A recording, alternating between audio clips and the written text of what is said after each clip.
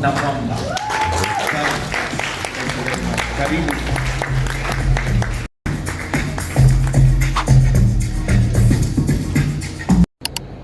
And don't be cheated. I have lived out there as a very young person. I live in the Netherlands, so I have a pretty good view of the European culture. Netherlands is a very liberal, perhaps more liberal than most places in Europe.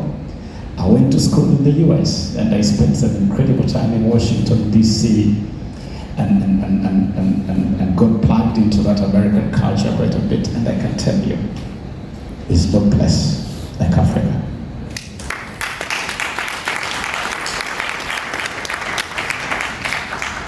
Ukiona yaelea ujue imeundwa.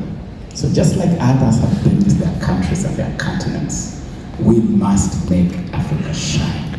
And the responsibility is you and me. As we all recognize, the AFC, what did you say? AFC presents us with a monumental opportunity. A single market encompassing 1.3 billion people. With this vast market comes immense economic potential, laying the foundation for unparalleled opportunities that can elevate our economies to unprecedented heights through economies of scale, increased intra-African trade, heightened investments, job creation, and sustained economic growth. We stand on the cusp of a new era of prosperity for the African populace. And when I speak really with a very Pan-African, very cross-border mindset of shared prosperity. Prosperity is only prosperity if it is shared. If you are hogging prosperity in your little bag or in your lap, it's not prosperity. It has to be shared prosperity. So it has to be prosperity shared across the whole of the African continent. Such positive disruptions across various sectors are poised to propel Africa towards sustainable development and global significance. Kenya stands as a proud champion of this cause as one of the earliest countries to ratify the agreement establishing the AFCFTA on 6th May 2018. And recently, President William Ruto, our president here, has again taken the lead of making it clear that Kenya is open to Africa. And the way to go really is to open this continent so that you can move across the borders of this continent unfettered. The fellows who gathered in Berlin in 1886 for the scramble and thereafter the partition of Africa and drew the borders that you are obsessed with have since pulled down their own borders. And so today, with one single Schengen visa, you can access 27 members of the EU bloc. Here, the victims of the partition and the scramble are still clinging onto our own little territories that were carved by these men seated in a hall in Berlin. Isn't it really shameful? And so we have no choice but to pull down the barriers that limit our movement, that limit our interaction. By all means, by land, by sea, by air. It is ridiculous that for me to go to Rabat in Morocco, I have to connect in Paris. Absolutely ridiculous. Why can't I take a flight from Nairobi to Rabat? Why can't I take a flight direct from Turkana to Timbuktu? Why not?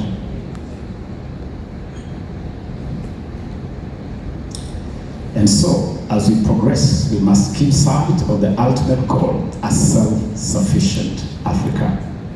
The AFCFTA serves as a pivotal instrument in our journey towards industrialization, value addition, and economic diversification. In this trajectory, it is imperative to focus on empowering women and youth. At the core of this agenda lies the Protocol on Women and youth in trade, aiming to foster the economic inclusion and empowerment of women and youth within the continent and the framework of the FCCT. The incorporation of women and youth in trade endeavors is essential not only for catalyzing inclusive growth, but also for combating poverty. Enterprises led by women and youth bring fresh perspectives, innovative solutions, and a unique approach to challenges. And for young people, I love to urge you to be disruptive. No significant change or transformation in the world has ever happened without disruption. And so you must be disruptive in your imagination, in your dreams, in the steps you take. Don't be afraid to be disruptive. In Kenya, we have witnessed the remarkable impact of women and youth-led businesses across various industries, from technology to agriculture, from fashion to healthcare. Their resilience, creativity, and determination serve as a beacon of inspiration, showcasing the incredible talent existing in our continent. Our current Minister for Finance is also a former governor of our central bank, the Kenya Central Bank. And the other day he was sharing with me his experience with one of the greatest, most disruptive phenomenons ever to emerge out of the African continent, the M-Pesa mobile money phenomenon. It is an absolute phenomenon. It disrupted a space that was hitherto tightly controlled, tightly protected, and showed it in mystery and fear. Lady is telling me,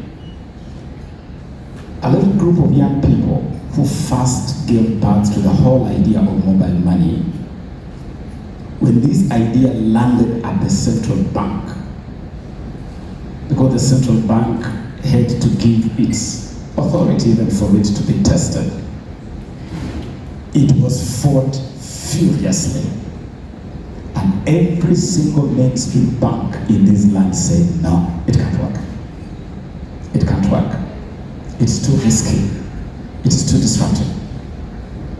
It took one man to dare to believe in that phenomenon. Can you, good Kenyans, sit back today and imagine a world without M-Pesa? Can you imagine if M-Pesa is disrupted in this country for 1 hour? What happens? Now think back and imagine a world without M-Pesa. And imagine that this innovation was resisted, and some banks even threatened to go to court to stop the rollout of M-Pesa as a mobile money financial transaction platform. Disruption. It disrupted a space that without the disruption, you wouldn't be feeling the benefits today. Do not be afraid to be disruptive. It is non-negotiable that we ensure equitable access to opportunities, resources, and capacity building initiatives for young people and for women as we navigate the intricacies of the AFCTA. And this we can achieve if we create awareness of the situation of youth and women in international trade. Regarding the youth, the graphic trend of the youth bulge is a prevalent phenomenon across Africa, including Kenya, where over 80% of the population is aged 35 years and below. By 2050, Africa's population is estimated to reach 2.5 billion people, with over half under the age of 25. This presents both significant challenges and tremendous opportunities for job creation and economic advancement. The African youth bulge, you can choose to look at it as a bend or a boon. Whichever lens you choose, it can be a bend, it can be a boon. It can be a well to sustain extremism conflict, when you look at many trouble spots on the African continent, the force that propels it is young people. So you can deploy it as a pen, as a force for disruption and bad things. But you can also deploy it as a force for good, for innovation, for transformative leadership. And you have seen young people on this continent who get opportunity to lead, providing a fresh perspective, a fresh touch. And that is why, as an advocate for youth leadership, I'm so excited by what has just happened in Senegal. That is my kind of thing. But don't shout it. That is my kind of thing. While the youth face various challenges in entrepreneurship, such as limited access to financing and business development services, their innovative spirit drives them to find solutions, particularly through leveraging technology. Governments must therefore create conducive environments for youth to thrive and to foster sustainable economic growth.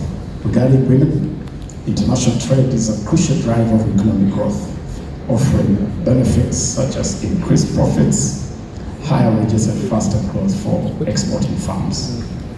However, women entrepreneurs often face barriers hindering their engagement in international trade, limiting their chances to reap such rewards. To facilitate the sustainable economic empowerment of women traders, it's imperative to eliminate obstacles that impede their full participation in international trade. I'm proud to highlight that Kenya has been at the forefront of creating opportunities for women and youth across various sectors. Our government has implemented policies and initiatives aimed at empowering women and youth, providing them with the necessary support and resources to thrive in their endeavors. Through programs such as the Youth Development Enterprise Fund, the Hustler Fund, Access to Government Procurement Opportunities, or AGPO Women Enterprise Fund, we have seen immense growth and success in harnessing the potential of our young leaders and entrepreneurs. I therefore call upon all the stakeholders to join hands in supporting the implementation and success of the AFCFTA. Governments, businesses, civil society, development partners must work together to ensure that the benefits of this historic agreement are felt by all Africans across our continent. Again, I will repeat. Prosperity is only prosperity if it is shared. Let us forge partnerships, promote collaboration, and take collective action to harness the full potential of the agreement, thereby bringing us closer to a shared dream of a self-sufficient, integrated, and prosperous Africa. And to conclude my belated remarks to you, allow me to draw your attention as young people, because you are the crème de la crème, the crème de la crème of young Africans gathered in this hall right now. In celebrating you, and I really want to congratulate each one of you. The fact that you are seated here means that you've done something profound. You have achieved something profound, and I applaud you. I really, really do applaud you. And therefore, in applauding you, allow me to just share with you these 5 good points for you to park somewhere at the back of your mind. Number 1, I want you to refuse to be held back by traditional cliches and idiosyncrasies. And in your life, you hear things like, oh, you're too young. Come on, you're not experienced. You don't bring any experience to the table. Oh, you're too small. Refuse to be held back by that absolute nonsense, because that is exactly what it is, hogwash. That story of you being a leader of tomorrow is exactly that, a story. And it is a story you must refuse to listen to.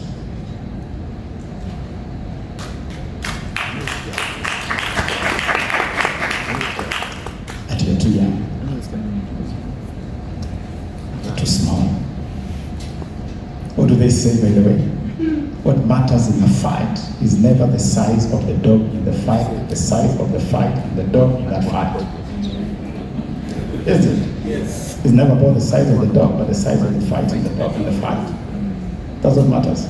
It has got nothing to do with size. It has got everything to do with what is in you, the fight spirit and life that informs you. And what they always forget to tell you, they forget to remind you to look at the independence generation of African leaders. The Mandelas, the Nkrumahs, the Nyereres, the Kenyattas, the Abdel Nassers. They forget to remind you that all those guys, they took on the full force of colonialism as incredibly young people. Incredibly young people. Some in their teens, others in their 20s. And when we got independence, when you look at the first cabinet of the Republic of Kenya, independent cabinet, you find people like Tom Mboya in his 20s, Dr. Kiano in his 20s, a very young Mwai Kibaki in barely touching 30s. Those are the people who forged incredible policies like Sessional Paper number 10 of 1965 that has defined Kenya's development trajectory for the larger part of our independence history. It was crafted by a 28-year-old cabinet minister. Now here, right 40, you are being told, come on, you're too young, and your time is tomorrow. Hogwash, absolute hogwash. Do not listen to those stories, please. And right now you're listening to a man who was elected to parliament in his 20s. You're listening to a man who was appointed a minister. When I was first appointed minister in the Kibaki administration, I was still a youth. I was not even 35. Been there, seen it. So, don't listen to that story. Number 2, do not be enslaved by conformism. Just be told you must follow. This is the known route. This is the well-beaten path. You can't leave this path. No. I love the words of Ralph Waldo Emerson, who says, do not always go where there is a path. Dare to go where there is no path and let the first train be yours. Why do we still talk about Isaac Newton? We were talking about Edison, the guy who gave us this amazing gift of light. Because they dared to follow paths no one had ever followed. I saw a little poster the other day on social media with Isaac Newton seated on a bench staring at the apple on the ground. And the poster was saying, many people saw the apple on the ground, but only Isaac Newton asked why and how. Do not be afraid to break the path of conformism. Do not be afraid to walk a path never walked before you. Are we together? Yes. Number 3, please think and dream big. You are exactly proportionate to the size of your dream. That is who you are. You think this, that is exactly who you are. You dream this, that is exactly who you are. Dream big. Dream amazing dreams. Dream dreams that scare you. If you're dreaming things which don't wake you up at 3 in the morning and you're like, oh wow, what a dream, please go back and dream again. You haven't dreamt yet. Dream. Dream. And I know Roosevelt says, the future belongs to those who live in the beauty of their dreams. Believe, dream, and then believe in the beauty of your dream. Sometimes we dream things which really seem impossible, but what does Mandela tell us, that fine son of this continent? It always seems impossible until it is done. It always seems impossible until it is done. So do not be afraid to dream. Number 4, please celebrate every win. Celebrate every little win. big one. Every little win celebrated. I was taught in Sunday school to sing a song, count your blessings, and name them one by one. And you'll be amazed to see what the Lord has done. And so one of the things I do in my life, I've always done this in my life, is that I count my blessings.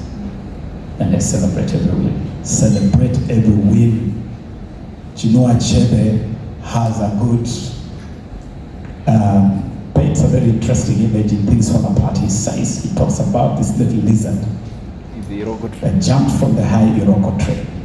What did the little lizard do after it jumped from the high Iroko tree? It said, I will sing my praise until another lizard jumps from, not the same point, jumps from a higher point of the Iroko tree. Chinua Achebe is simply telling you, don't be afraid to sing your praise. Don't be afraid to trumpet your success. It is one very good thing that our brothers in Europe and successors talk about. You see, when I landed in the US as a student, I quickly learned of a syndrome called EST syndrome. If you have interacted with an American, you know the EST syndrome. It's a very American syndrome. And anytime an American is pitching anything to you, you will see the EST syndrome. Oh, the biggest, the largest, the swankiest, the hardest. Everything has EST. It's trumpet blowing. And it's trumpet blowing in a very strategic fashion. Here you have achieved something, but you're so guarded. You barely want to come here and tell us, you know what? I was named among 40 under 40 African young people here. Celebrate yourself. Celebrate yourself and celebrate each other. Please celebrate each other when you are alive. Because Africans love eulogies. Oh, we love eulogies, don't you know? We love to eulogize people, only that as we eulogize them, they can't hear, they can't see. We give them flowers, but they cannot feel the scent. Celebrate people now, when they're alive, when they can see, when they can hear, when they can feel it, and start with yourself.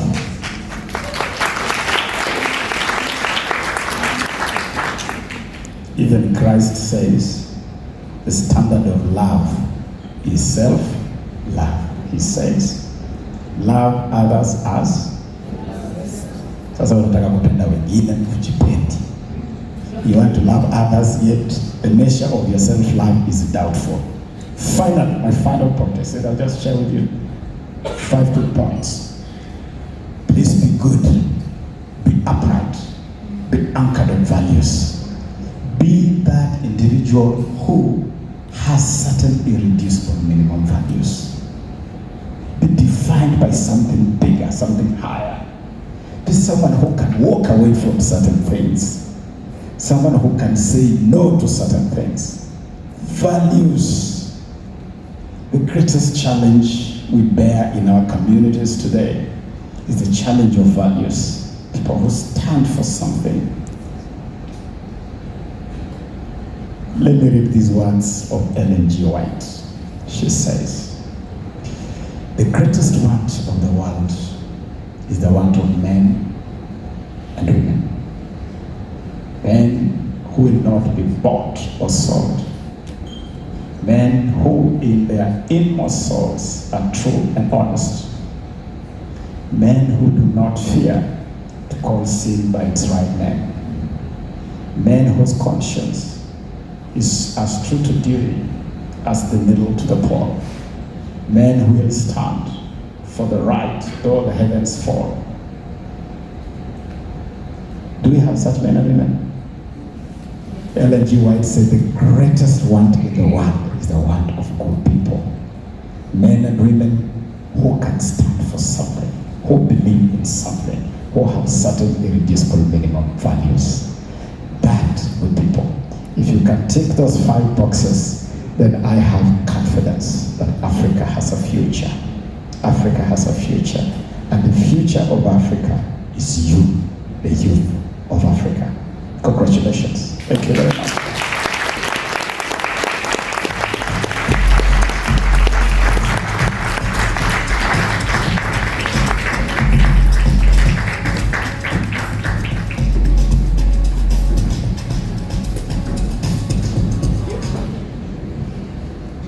mind-blowing